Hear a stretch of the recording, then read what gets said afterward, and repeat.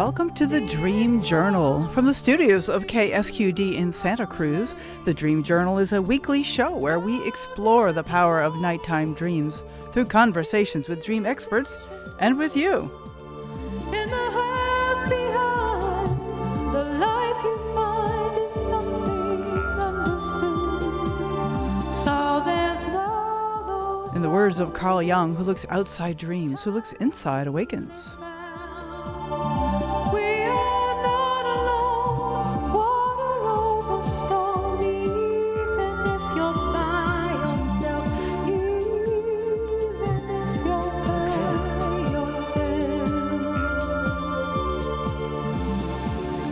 Today's music is called Proprioception, created fresh by Rick Kleffel.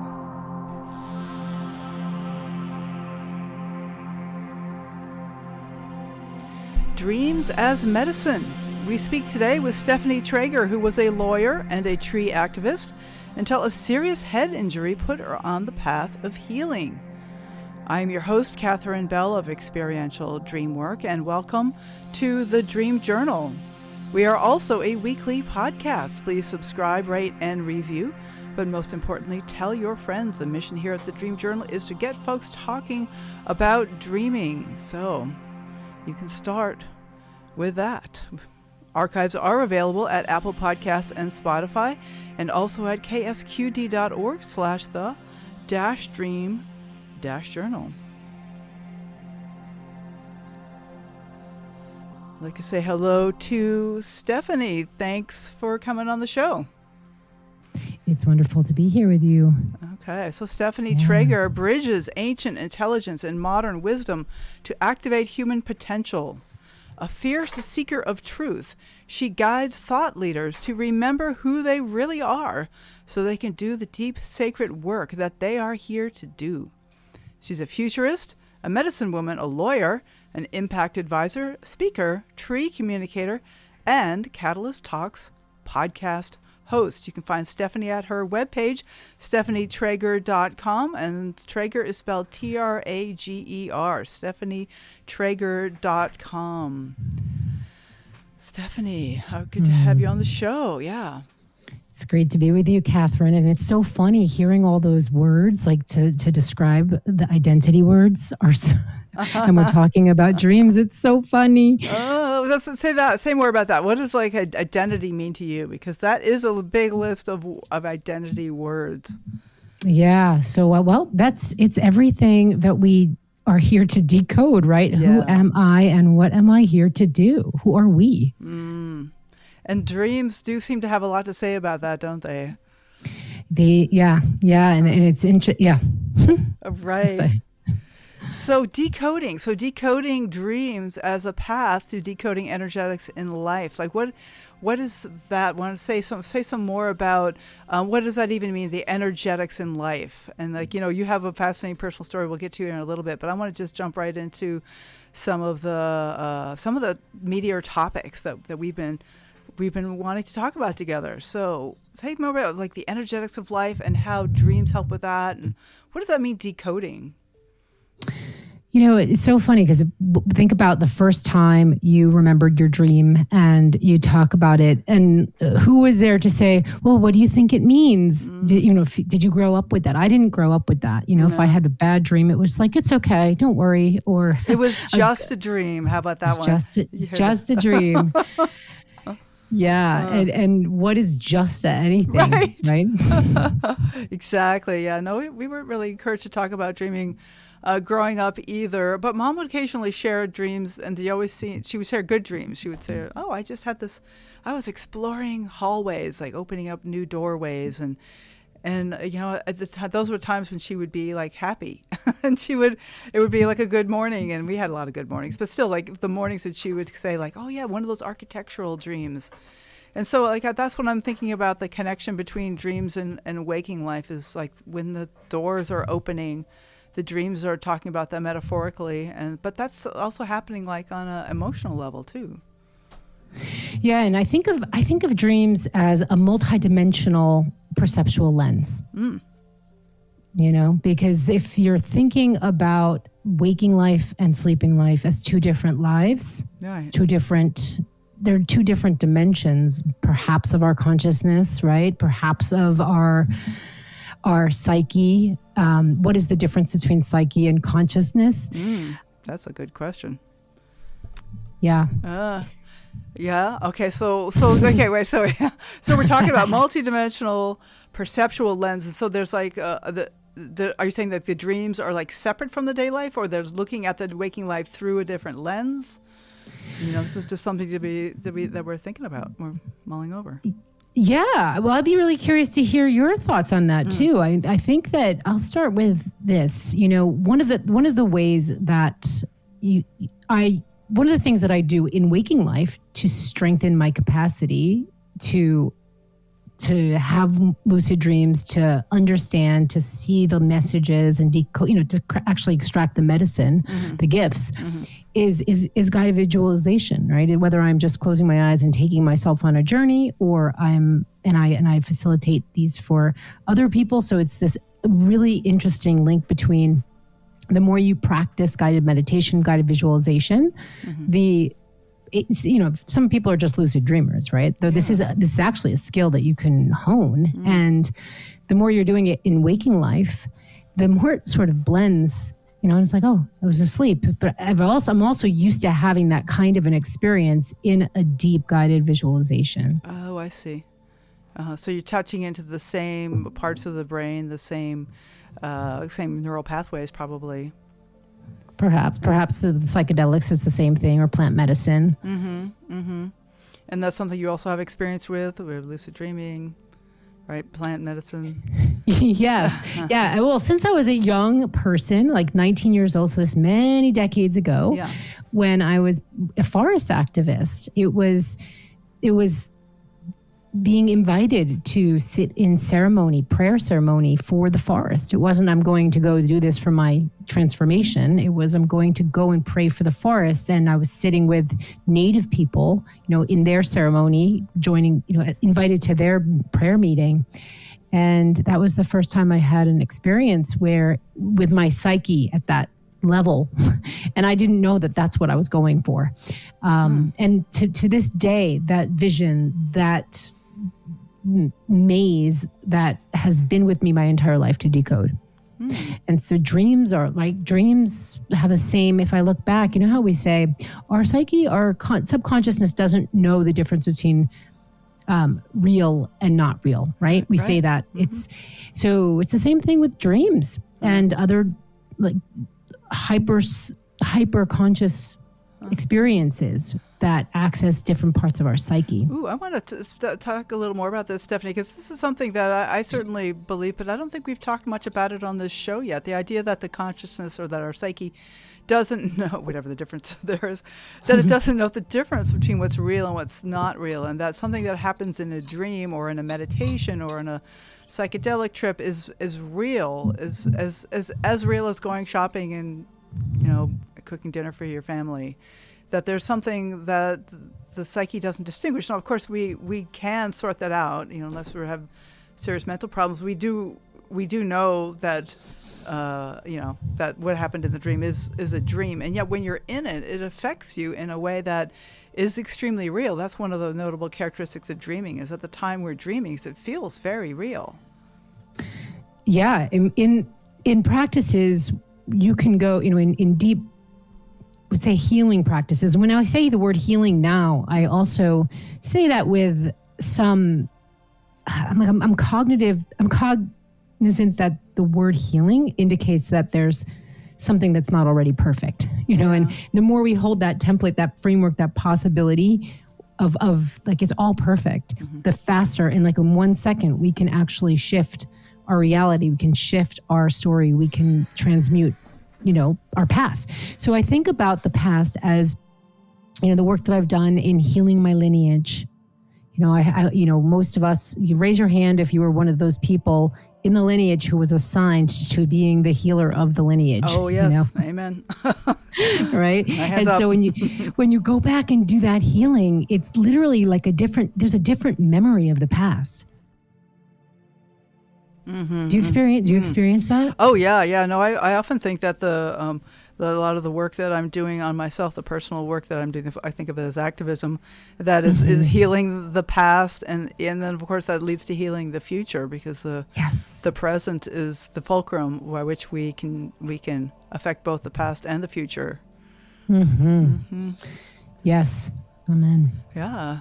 And so there's something, so that kind of leads us a little bit to the idea of reframing, and that we can't like literally change the past in that something didn't happen, and yet we can experience something. And I find dreams are really helpful with this, is that they can change the way I think about the things that happened.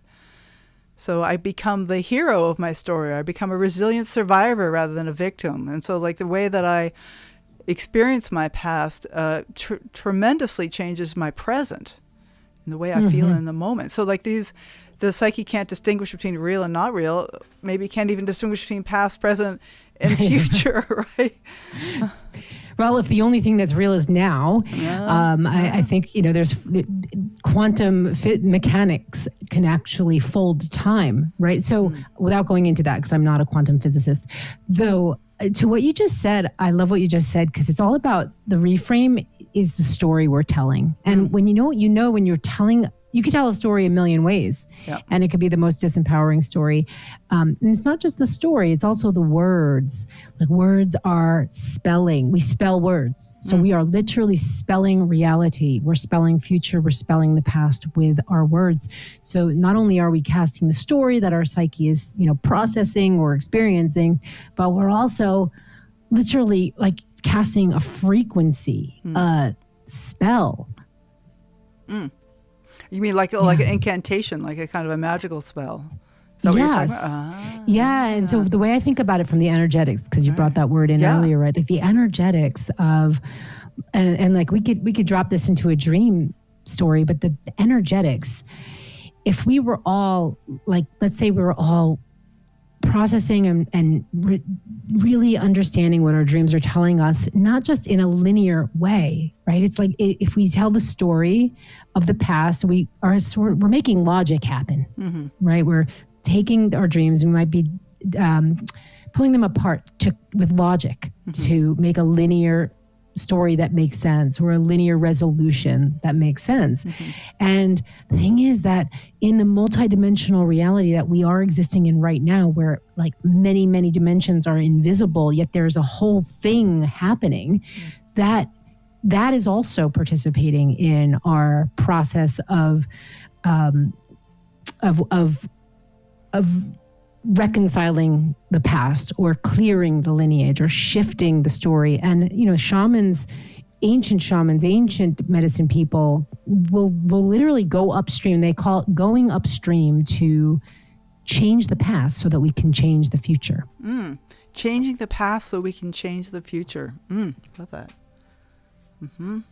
I wonder if you could bring in some examples, like possibly from your life, or a dream, or a vision, or even the story. I do want to get into the story of your head trauma. I mean, this is such a key thing that, because you and I both went through major career changes. I was an astrophysicist, and you were a lawyer, and then we went through these big changes. And part of my understanding of what happened for you is having to do with this head injury, and then this must be something to incorporate into your story, like talk about reframing.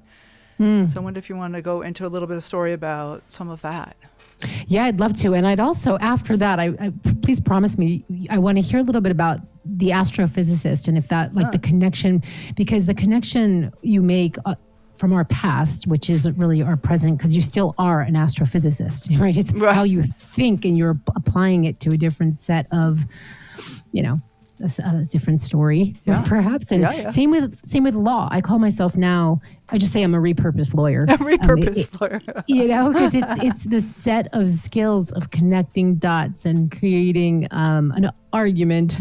Like, those words are so funny, right? But creating a linear causal connection between things is what I love to do. And so I'm on this deep inner journey right now of doing that between ancient civilizations 26,000 years ago and the future. Okay, so I'm on this whole like, how do we create this causal connection between that ancient intelligence, indigenous cultures here, maybe 5,000 years or some of history, and our modern wisdom with our future. So creating that causal link, nobody talks really. We don't hear about ancient civilization that long ago, right? We think of that in it's in books. It's not in our lived experience yet. That's what we are being invited to tap into right now. And I'll share how it was my dreams that actually have pointed me there. So we're here I should say. Please. Yeah. So in my early years, I was an environmental activist, and I fell in love with the ancient redwoods moving from New York to California. I saw these ancient trees, these massive mother beings, and they spoke to me literally, like I was in the woods by myself, and as I was driving through them for the first time, and stopped and was in awe, and I heard, "We need your help." I was literally, and nothing like this that I remembered ever happening, except maybe when I was a child as a nature communicator, though I had put that on the shelf for a long time, as we do. And so here I am, I'm like, whoa, what is this about? It's this beautiful forest. And I pulled out of the parking lot, and I saw one giant logging truck going by with one chunk of a tree, like not even the whole bar, the whole trunk, but like one chunk of the tree. And it was just taking up this whole logging truck. And I followed it, and I saw we went around a windy road, and I saw these clear cuts. So you're in California, you know the term, the tree museums. We call I don't know. I don't know that term. Okay, the tree museums are what we would call the beautiful the state parks. You see. Yeah, the forests you see on the sides of the roads. So you think it's all that, and then you would go inland a little bit. This is in the 90s. It was clear cut, like bleeding, crying mountains. And that's where all the landslides were happening because of the clear cuts. And so that I didn't know what that was all leading to, but I was, oh my gosh. And so somehow the path took me to, not somehow, my path took me to dropping into this activism in this community. And I lived up in Humboldt County for a good many years. And one of my friends was killed by a logger. And in that time, living in the woods, literally, I didn't even have a home. My home was my car, and then living in the woods, and we had a base camp. And we were looking for the giant trees that were marked, and then we would build platforms and sleep in them. And some of the listeners might know of Julia Butterfly. She came afterwards, after I would remember on my tail end when I was leaving. And when I was leaving the woods, and then from there I went into law because my friend was killed by a logger, and it was written off as an accident, but it wasn't. And so there's this backstory is important for the dreams because David Chain was his name. He would come to me all the time in my waking state. I would see him, and we had a relationship literally with him on the other side. And so this time we were suing the company, and because a group of activists were working with some lawyers, and we were suing the company because there was just zero justice happening by the powers that be. And that led me to move back to New York to go to law school. And in 9/11 happened right when I moved back to New York. And it was just this intense time of intense experiences. And my friend David Chain was with me that whole, I was riding on the subway going down to school the morning of 9/11, and I was fully in that experience. And he was there with me. And I share that because my experience of dreams as medicine is that I'm also often having dreams in my waking state. And one could say, well, that's just reality. That's just another dimension. Perhaps. I mean, these are stories, and we're making categories to explain them, to make meaning, right? Now, are you talking about visions in your waking state, or things that happen in waking life that are dream-like, that have the meaningfulness of dreams? Well, it depends who is listening, because I have literal experiences where I can see things that other people might not be able to see in my waking state. Okay. spirit, working with energy, elementals. And so that journey with 9/11 was such an intense time. And there was a lot of that energy in this period of my life. And after law school and more activism, I burned out and I ended up in a corporate law firm. And it's just the most bizarre place to be. Though in retrospect, I understand why. And when I was there, I was put on a case that I just couldn't do it. And I freaked out and I literally left the conference room and went upstate New York to go to a yoga retreat. And I saw, this is years later, and I saw one of my friends from California, and she was introducing me as a fellow forest defender. And I just, the cognitive dissonance, the inner conflict, the out of alignmentness, like all of these experiences were just bubbling up, and I ended up having a car accident. So the greatest wake up call, the hitting the head with a 2x4 experience. And from there, and it's interesting because I share all of this, and in those times where we have all this stuff going on, my dreams back then, were like working things out. It was now my dreams are more, or easily I can decode spirit speaking to me, or a message, or what I would say a spiritual dream, which is actually opening me up on another level in dream time to a new dimension. So just I feel like this is a long story. No, I'm curious. Keep going. Yeah, it does connect. Yeah, the interesting part was from that injury, that head injury. It was. I went to the neurologist and they prescribed me that drug that was central to that I left the conference room over. Oh, you mean this was part of your case? Yeah, the case that I didn't. It was a pharmaceutical situation, and then I was like, okay. And so, as somebody who was already connected to spirit, like I lived in the forest, I had deep communication, deep tree communicator. Like I'm an earth person, an earth keeper, and I was just in this strange. One could say, looking back at my life, when I look back at my life, to me that was some kind of dream. Too. I look at my past and I look at a dream, and they both have the same energy in my mind. If I had a lucid dream and I have a memory of the past, they're the same thing to me. And that, that was like, where are the cameras? I get the message, spirit. What now?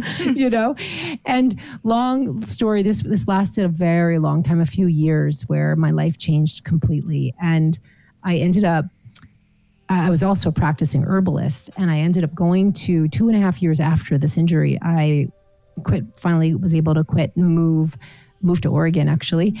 And I went to Ecuador with my herbal teacher. And I was really actually quite depressed and suicidal, because I really 2.5 years of a complete identity shift and still not able to really function and create a new life. I went to Ecuador and I was like, okay, when I come back, I'll just probably decide to check out. And that's really where my mind was. I was in a lot of pain all the time. And so I'm in Ecuador, and we were traveling around the country, learning from different healers how they use plants in healing. It wasn't all psychedelic or plant spirit medicine in the sense of, the popular, the zeitgeist of the time. But it was like, as an herbalist, the yarrow, all the different plants. So we were learning how healers healed there. That was our mission. And we had this invitation to go into the Amazon, which was not really part of the plan. And we're deep into this beautiful pocket of the Amazon. And it was the place was like a vortex of glowing ferns and massive everything.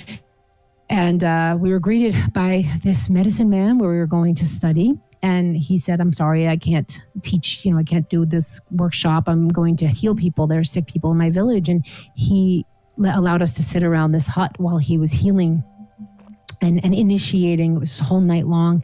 And he looks up and he looks at me, and he came over to me. and he did a whole healing on me. 3 times he did this throughout the night. And then it was completely gone. Okay, it was completely gone. And meaning the concussion. The concussion, effects? the concussion was gone, and it was wow. And at the same time, he had told us the next morning that Ecuador had just sold their land to a Canadian mining company or some Chinese subsidiary of it's now a copper mine. But we were sitting on the largest copper reserve in the equatorial belt, and that this area, that the copper is actually the frequency of the copper in the ground connected to the cosmos. This is a healing chamber. Okay. Yep. So he didn't explain that to me. Just, okay, we're on copper and this is going to be a copper mine. And that's what I left Ecuador with. He came to me for 4 years in dreams. Mm-hmm. I would wake up and I'd sit and I'd write and I'd write and I'd write. He would give me instructions.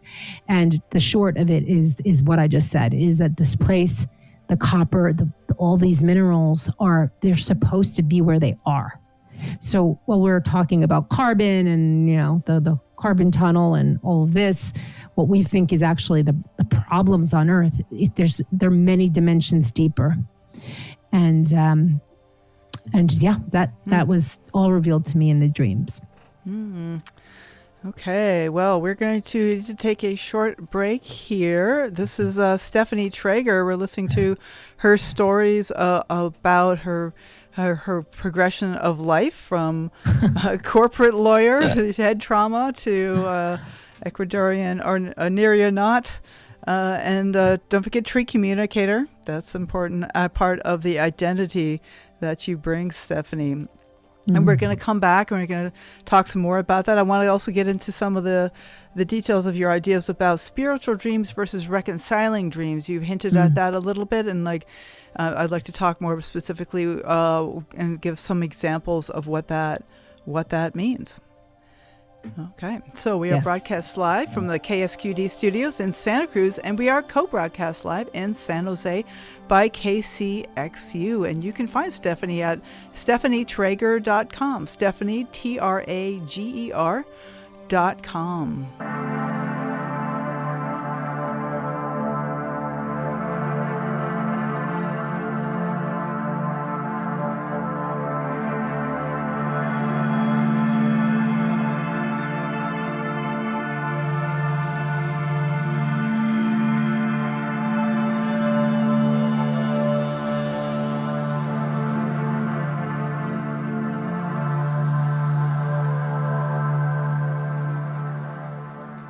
Okay, we already have a caller. In fact, Ray, I was on the line, but let's just hang on for a second, Ray. Got another few things to say here.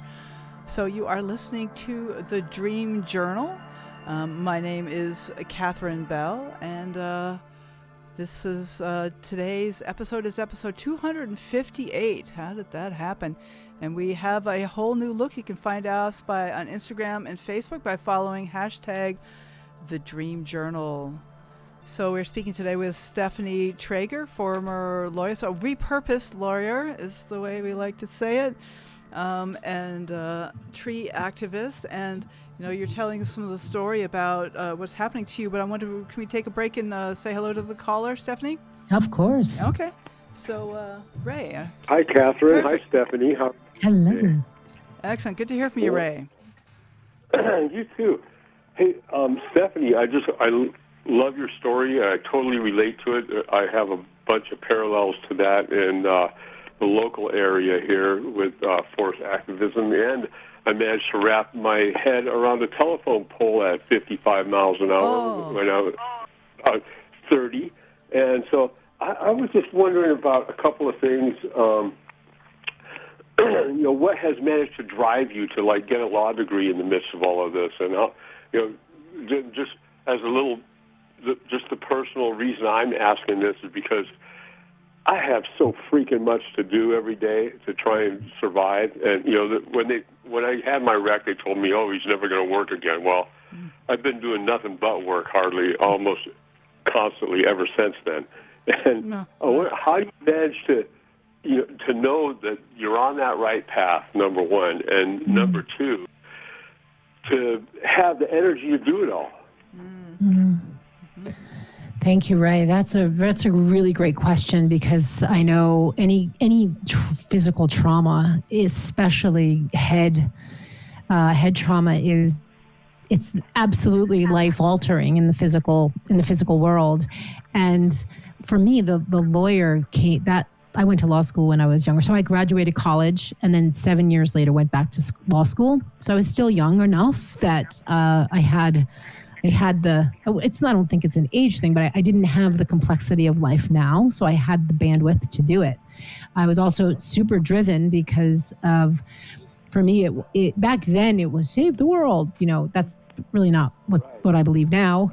But I was very driven for the things, the seeking of the truth. That was my mission on earth. And I will tell you that once that I experienced the head injury, it was a deep unraveling of the cognitive dissonance of, like, why did that happen for me? Why did that happen for me? And it took years to get my energy back and my life. But the way I work now, the way I function now, it's unique to me. I live in the mountains, I live in the woods. I have very specific needs for to create vitality. And that's part of it. Is that something that you experience? Yeah, I live in the woods too. And it's a place of refuge for me for sure. And, I feel the trees, I always have, and, the life around me, I give major thanks for constantly. And, I feel like I'm a builder, have been for most of my life. And, it's been, I feel like such a hypocrite because I've used so much wood in all my life, but I've hugged so many trees and done a lot of activism to help save them. And, it's a tough call. Every day I get up and go, well, you don't pound many nails these days. It's all screws and nail guns and whatever else. And I'm using other materials now too, but, it's a hard thing to fathom every day. Which way am I really supposed to go? I've got a lot of responsibilities and have to keep up with all the bills and all of that kind of stuff. Can I just say can I jump in, Ray? I want to say one thing, okay? I hear you, and I think that it's like Catherine and I were saying before, it's so about the reframe and the story, because the story I was telling 30 years ago in the forest, it was like, everything is bad. We have down with capitalism, down with everything. And well, that's not the solution. It's the energy, it's the frequency. So when you tell the story of your physical experience in the past and you say, how you explained it, I don't want to even repeat it. If you can tell that a different way, you will start to, your physical body will start to experience, like we were just also speaking about, you can change the past. Maybe we can't that's a linear statement too. Oh, literally change the past. Mm-hmm. It's change the effect of the past on you now, on your physical body and our mental and emotional body and our spiritual body, right? Like I see a coiled telephone pole head, like a head, the whole thing I just saw. I don't want to see that. And I'm sure that imprint can definitely have a different effect told a different way that supports that supports what you want instead. Right. Right. Oh, that's very interesting. I'm going to contemplate that a little bit, and I think I'll be in touch with you. Thank you very much for being there. Yeah. And thank you, Ray. Yeah, thank you. And I appreciate you calling in, and I think there's a lot of parallels between you and you too. The stories of the head trauma and then the total change of life, and I guess it's still a question for me. I'm going to hold you on the line a little longer, Ray, if you're okay to stay. Oh, sure. Okay, sure. Well, just like the question you asked is, how do you know you're on the right path? I think, do I hear Stephanie saying that it's about kind of grooming your past to tell you where you're at right now? Or I wonder if you have something specific about that, Stephanie. Like, how do you know that if you're on the right path or if you're moving in the right direction, or Well, I think the first step is to define what do you mean by the right path? Because we're all humans on this earth. I recently came back from a trip. I led a group to Colombia to go on a sacred pilgrimage with the Kogi people. The Kogi people are this 4,000-year-old civilization that are quite unique as an indigenous group. They really live in their traditional way, and they are not only they live that way, they exist in this complete ancient multidimensional reality that is so you cannot help but think different by being with them, right? And so I say this because their entire purpose for being alive. You say, what's your purpose? Mm-hmm. Am I on the right path? Their whole purpose as humans, we're here to care for nature. And that's also, how do you define that? Everything is the meaning that we make of it. So when you say on the right path, I really do believe, and this is a crux of my work for many years, is around this identity piece and purpose. Purpose has become this big, I'd say the last 20 years, it's this, like, it's become a chain almost, right? If you're not completely living your purpose, then you're not on purpose. But that's just the whole thing that this, matrix has programmed, has defined for us what that even is, right? So being alive, being in a body is the right, if that's where you are right now, that's the right path. And every now second is creating the path. So, right, it's how we be with that right now, and how and this is what dreams are also such a wonderful tool for, is, you can create any story from your dream so just like you can create any evidence in your physical world, in the reality, your waking state, to prove anything you want. Right. Well, it's a couple more things just came up too with what you were saying. As about like capitalism, I think capitalism really it doesn't completely crumble and go. It needs to be revamped in a huge way, and we're all part of the capitalist system, and that's a lot of what I do every day is to maintain that capitalist system by being part of it and keeping my bills paid and making as much money as I can and all of that stuff. But at the same time, trying to do something that's worthy of helping the world change for the better. And it's kind of funny, too, because right as I called, you played my ad, that maca ad. Oh, that's your ad. Oh, Ray, awesome. Thank you. Remove the tail of the G, because I think we have, everything is so polarized right now. You got the right and the left, and I think the right is basically wrong, but, the left is kind of wrong, too. So, I think that we have a lot more in common. What our daily needs are a lot closer to, to be able to bring us together from both sides. So I just see that remove the tail of the G. That's the only thing that's in our way, right? It's all the tall tales that, that go along with it, and we can get down to the root of it, which is what the C is left, and maca, being a medicinal herb, and that we take that tail of the G away, we could actually be able to talk to each other and find some common ground, which is also a C. Right? So Ray, so you took the time to create this ad, and this is like an organization, the MACA, M-A-C-A. This is part of your organization, is that right? I mean, you've taken. I mean, I have. That's another thing. I just have so much more work to do on it, but I do have a website up. That people could. My first thing was I thought it was kind of funny, and but then I started thinking about it more. Instead of a MAGA hat, why don't we have MACA hats with the tail of the G removed? And then all these things that MACA can mean, make American courts accountable and make America conscious already is actually the one that started it. So I just want to jump in and Ray and say that this is a very different portrait of your life than the one of all I do is hammer nails and tear down trees all day. That there's also a way that you really contribute, and if that can be kind of the focus, the frame of your life. And I also know you're a poet. You've come on the show before and shared some of your beautiful poetry and songs, and And family is important, like relationships, that there's a lot that you are in this life. From what little I know about you, this is literally only over the radio show. I think maybe we've met in person once in life. Right. But there's the focus. You're talking about what is the path that I'm on. Like there's very different feelings to those two different stories about yourself, Ray.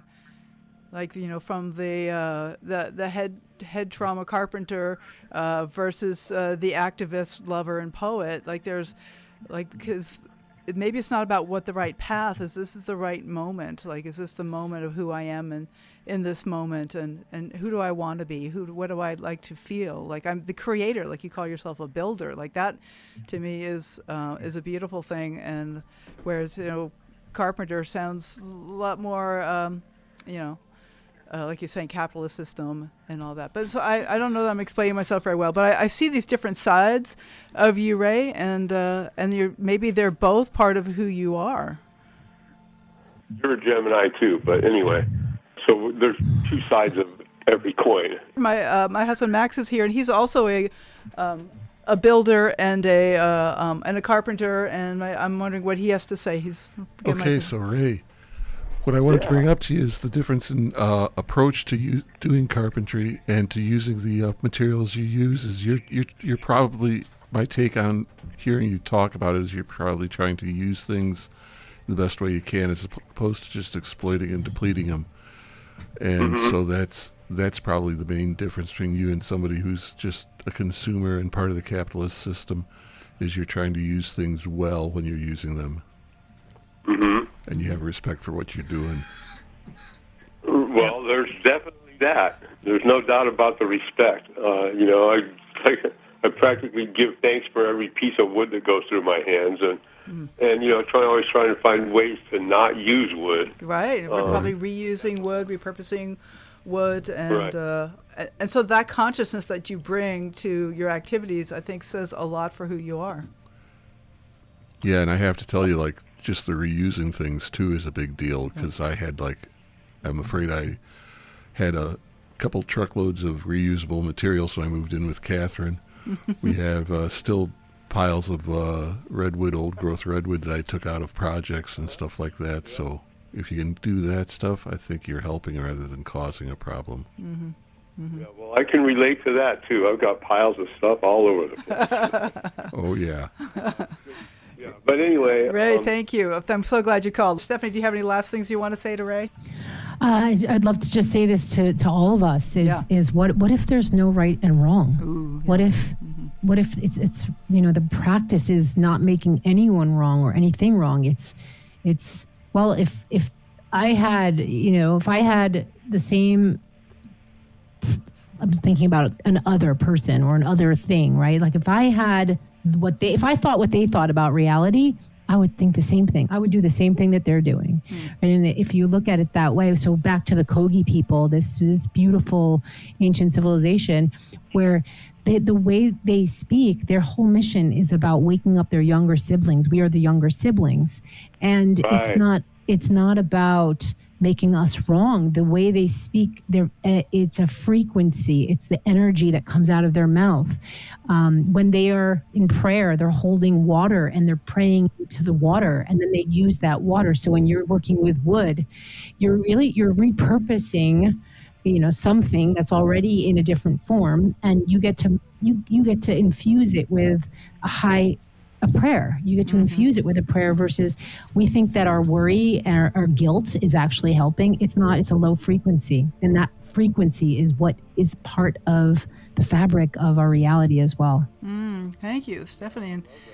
Hey, can I ask you, how do you spell the Kogi people? How do you spell Kogi in Colombia? Kogi. Okay. Yeah, so thank you so much, Ray. I'm really glad that you called, and hope to hear from you again soon. Oh, you will. Fabulous. I always love hearing your show, and you have great guests. Oh, thanks a million. Okay. Thank you, Ray. All right, bye now. And thanks too to Max for your pitch in there. So, Stephanie, we still have about 6 to 7 minutes to go, and I wonder, Do you have like some priority stuff you want to talk to, or we could go? I have a couple questions, but what do you got? What's your priority? Yeah, I think that you brought up a question before we didn't really get to, and it was around the difference between like dreams where you're reconciling something in your psyche versus, or not versus, but or dreams where you're receiving spiritual messages. Yes. I'm going to hear a little bit about your experience with that and maybe some examples. Yeah, it's a. Sometimes I'll look at a dream and I'll think, what is the spiritual meaning of that? And then it's just not there, and it's okay. Well, what am I working out? And, it doesn't have to be a nightmare or something bad though. And I don't remember my dreams all the time. I don't. And then there's certain breathing practices you can do to induce dreams. One of my mentors I need to hook you up with her, actually, Margot Wilson. She's a brilliant dream master and has a process called vivid dreaming. She was on my podcast as well, and she's fascinating. And she teaches a practice where you can actually induce like lucid dreaming, and it's pretty simple also. And so the difference between reconciling, and again, dreams aren't linear necessarily. It's a really cool way to understand. It's this intimate connection with your psyche, and what are the pieces that are not, like the room that's not cleaned up in the house that is working out something at night or when you're sleeping. And it's very different for me personally, when there's a dream that I just know that there's a message that came. For example, when the medicine man in Don Juan in Ecuador was coming to me in my dreams, it was like we were in real life. We were just in another dimension. It was very different than a dream where I'm working something out necessarily. That's also another dimension, when it's really lucid. Last night I had a dream that didn't feel like I was in another dimension. It was just a bunch of facts. This morning I was like, what was that about?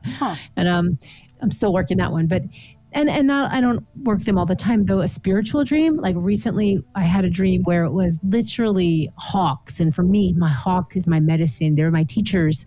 And they have a meaning for me. And then it was this whole journey with hawks throughout the whole dream. And I was like, wow, I really got the message.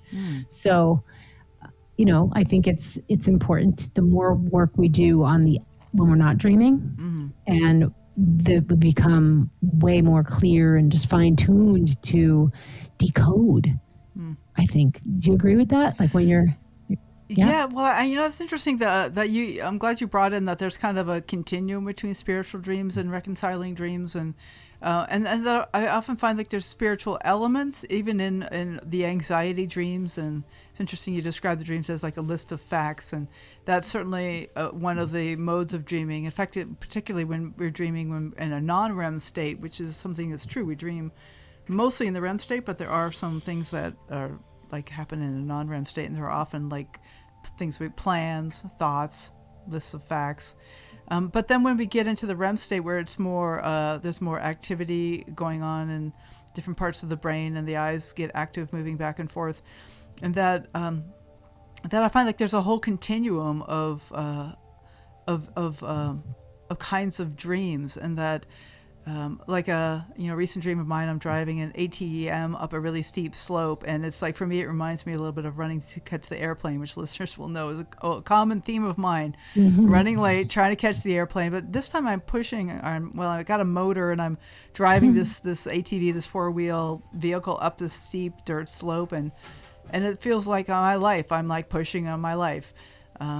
But then I kind of come unglued near the top. It gets steeper and steeper. But instead of tumbling over backwards, I lift off and start to float. And then I can actually, I'm scared, and I kind of control the vehicle, and I get back down on the ground. But I'm able to wrangle the vehicle in the air. But this thing of floating, like in among this pushing, which is a very common waking life experience for me, as Max can attest to. that I also have this chance of letting go and floating, and so it kind of brings in the spiritual along with the everyday dreams. And so I think that's something to be on the lookout for, even in anxiety dreams, and even in these lists of facts, like where's the friendly face? Is there a beautiful moment that we can really turn towards? And that's something. I mean, dreams of hawks are lovely, and I have so few of those. I mean, maybe that's part of getting what I can. Dream envy. I have dream envy. You can ask for it, though. You can ask for the dreams that you want. Oh my goodness. Stephanie, thank you. This has been wonderful, and it's really encouraging me to ask for what I want and to move forward. And it's been great to talk with you, and I hope we will connect again soon. You too, Catherine. Thank you. Yep. And again, Stephanie Trager, Trager, StephanieTrager.com is the webpage, and Catalyst Talks is the podcast that Stephanie hosts. So I will take care, dear. Awesome. Thank you so much. And if, I do have a bunch of guided visualizations that are somewhere on that site as well. And again, I really do believe that the more we practice in real time, accessing those parts of our psyche that create picture image stories, the more lucid we can be in our dreams. So thank you. Thank you for the work that you're doing and the space you're holding here, Catherine. Oh, thank you, Stephanie. All right. Take care. Bye. Okay. Bye. All right. Thank you all for listening. The Dream Journal is produced at the studios of KSQD in Santa Cruz, and we are live every Saturday at 10 a.m. Pacific. You can stream us at ksqd.org. Podcast is released on the Monday after the show. It keeps us growing when you subscribe, rate, and review. My name is Catherine Bell. You can find out about my dream coaching practice at experientialdreamwork.com. You can email me at catherine@ksqd.org. That's KATHERINE@ksqd.org. Follow Experiential Dreamwork and hashtag The Dream Journal on Facebook and Instagram to find out about upcoming shows. I'd like to thank Rick Cluffel, engineer and music creator. Also, Eric Nelson for answering the phones. Max Deaton for questions and being on the air. Intro and outro pieces are both by Mood Science. Tomorrow morning when you wake up, take a minute to write down your dream and bring it to the next Dream Journal.